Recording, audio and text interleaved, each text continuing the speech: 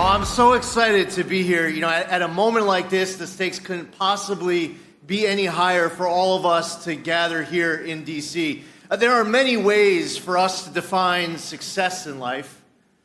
If you're like me, one of the most important ways is to try to leave this world better than we found it. We need more people to step up to serve selflessly. We need more talented, courageous, fearless people to lead in a moment like this.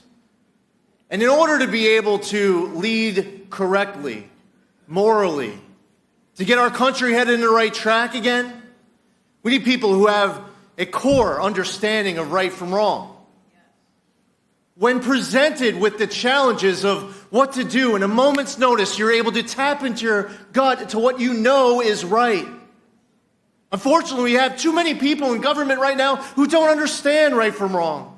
And some who even do understand right from wrong, but they go the wrong path anyway because of political expediency. In a moment like this, we understand that our country is worth saving, and Faith and Freedom knows how to save it.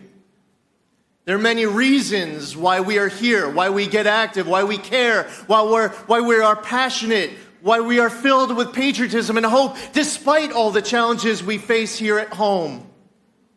For me, one of my inspirations are my daughters. They were born here in Washington, D.C., 14 and a half weeks early. They were less than a pound and a half when they were born. And they went through a lot. 3.5 months at the NICU at Georgetown University Hospital. They both had intestinal surgery and lung surgery.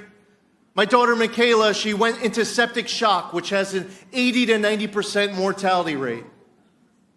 While she was going through septic shock, she had a stroke. The doctors at Georgetown sat Diane and I down and recommended that we discontinue treatment and let her go.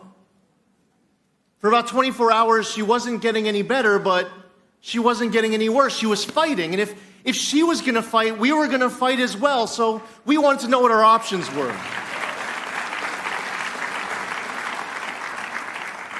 And we elected to do a very risky brain surgery. And Diane and I went to the incubator and we said goodbye. And we didn't know if we were ever going to see her again. See, the doctors, when they were recommending we discontinue treatment, they said that even if she survives, she won't be able to see, walk, talk, and she'll have cerebral palsy. They were trying to talk us into giving up and letting her go. About 20 minutes later, we were getting our first updates. And the updates as they were coming in initially was that things might end up better. She might survive. I remember at the end of this risky brain surgery, my wife Diane and I giving each other a high five after the doctors tell us that she's not out of the woods yet, but she's still alive and she's fighting. The whole experience left a hole. The left side of her brain, 1/3 of the left side of her brain was missing. But see, because she was so young, her brain was recircuiting itself around the hole. And I'm proud to tell you that 1 week from today, these girls who have gone through so much with early intervention and the miracles of modern medicine and the power of prayer and their will to live, they will be graduating high school. Yes, 1 week from today.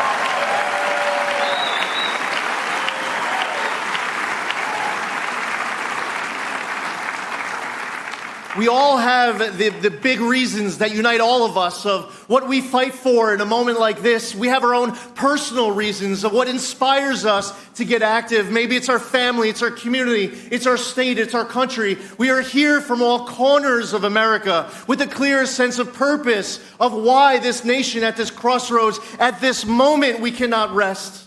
That while faith brings us here, it is a renewed sense of faith that has us leaving here stronger than when we came. Knowing that we are all leaning on each other, we are relying on each other. When we watch a policy that opens up our border to people to come here illegally and not respect our rule of law, When we see our military service members in Afghanistan left behind in harm's way, where 13 Blue Star families become Gold Star families. People in our lives who might be struggling with a record high amount of household debt or struggling to purchase their own first home.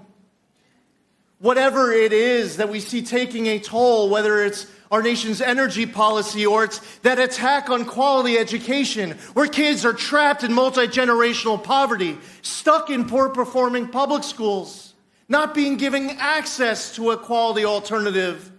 We need to reach out to Democrats and independents, people who haven't voted for conservatives maybe ever, by showing up in the bluest of cities. And not pandering, but talking to them about our solutions to help address their needs. You don't have to continue voting the same way you always have. You don't have to continue voting Democrat if you are a disenfranchised Democratic voter. If you feel like you're being harmed by Democratic policies, there is an option. There is an alternative. Help us save America in 2024.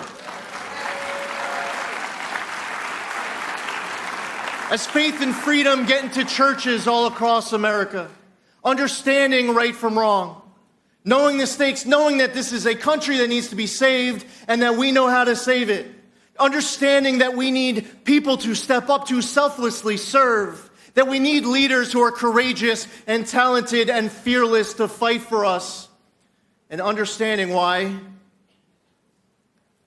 knowing what success is, may not be about just having the nicest house or driving the nicest car, but that when we're going to sleep on November 5th, that we have no regrets. We left it all out on the field. Because if we don't fight with everything we have, every ounce of our energy and our passion for our beliefs and for our kids, for this flag, for our Constitution, for our safety, our security, our freedom, our liberty, we'll look back years from now and say, what if we could go back to that moment when we were all together in Washington, D.C., and we committed to each other that we would do everything in our power with the months that were ahead to get our message out to everyone we know, that you cannot sit on the sideline. We were all relying on each other to get out and knock on doors and make phone calls and get active on social media, whatever it is that we can do to make sure that Donald Trump is the next president of the United States. That he has a Republican House and Senate to work with him.